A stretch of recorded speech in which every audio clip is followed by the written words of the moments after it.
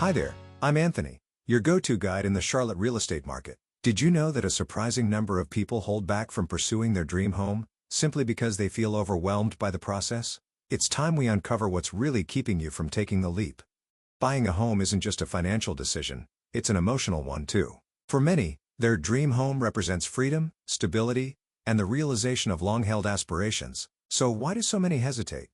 Let's talk about what might be standing in your way. The most common barriers include financial concerns. Whether it's saving for a down payment or managing debt, the financial aspect can feel daunting.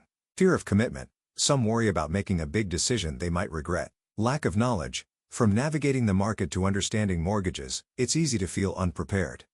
But here's the truth. Each of these barriers has a solution. Take financial concerns. Breaking the saving process into small achievable steps can make a down payment far less intimidating. And fear of commitment? It's natural, but working with a knowledgeable agent can guide you through the decision-making process with confidence. Here's the kicker. The most common misconception holding people back is the belief that they need to have it all figured out before starting. You don't need to have all the answers right away. You just need the willingness to start exploring your options.